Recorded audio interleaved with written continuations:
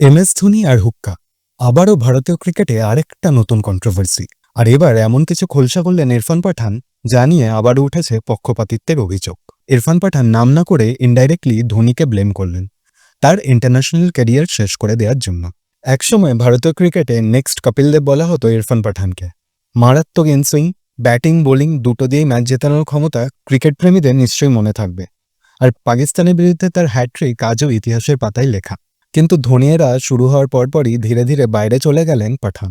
চোট অবশ্যই বড় কারণ ছিল, কিন্তু ইরফান পাঠানের দাবি এখানে শুধু ক্রিকেট নয়, এর বাইরে অন্য কিছু ফ্যাক্টরও কাজ করেছে। আর তার ইঙ্গিতটা পুরোপুরি ধোনির দিকেই ছিল। 2008 সালের অস্ট্রেলিয়া সফরেই ধোনি আর ইরফান পাঠানের মধ্যে ফাটলটা প্রথম চোখে পড়ে। মিডিয়ায় শোনা যায় ধোনি নাকি বলেছিলেন পাঠান ভালো বোলিং করছেন না। এরপর পাঠান সরাসরি ধোনিকে প্রশ্ন করলে ধোনি বলেন সব ঠিক আছে, কোনো সমস্যা নেই। কিন্তু পরে নাকি বারবার একই ঘটনা ঘটতে থাকে। ইরফান পাঠানের কথায়, আমরা পাঠানরা নিজেদের মর্যাদাকে সবচেয়ে বেশি গুরুত্ব দিই, তাই পরে আর ধোনিকে এই বিষয়ে আর কিছু জিজ্ঞেস করিনি। আর এখান থেকেই দুই তারকার মধ্যে দূরত্ব বাড়তে থাকে। কিন্তু আসল বিস্ফোরণটা আসে সাম্প্রতিক ইন্টারভিউতে, যেখানে পাঠান বলেছেন, দেখি हमसे ना तो रूम में जाके किसी के लिए हुक्का सेट करने की आदत है। মানে আমি কারো রুমে গিয়ে হুক্কা সেট করি না। আর এই লাইন শুনেই ক্রিকেট মহলে তোলপাড় পড়ে গেছে। অনেকেই মনে করছেন এই ইঙ্গিতটা সরাসরি ধোনিকে উদ্দেশ্য করে। কারণ বন্ধুরা, তোমরা হয়তো জানবে কয়েক মাস আগেই ধোনির এক ভিডিও ভাইরাল হয়েছিল, যেখানে তাকে পার্টিতে হুক্কা টানতে দেখা গেছিল।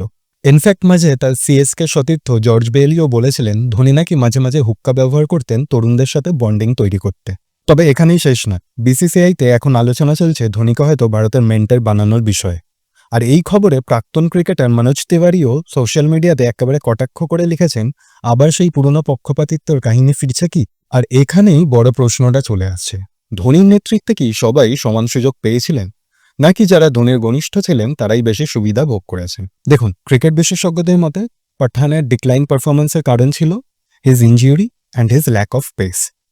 কিন্তু তবুও পাঠানের কথা স্পষ্ট, ক্যাপ্টেন ধোনির সঙ্গে তার সম্পর্কই কখনোই পুরোপুরি ক্লিক করেনি। আইপিএল 2026-এ ধোনির আবার চেন্নাই সুপার কিংসের হয়ে খেলার কথা।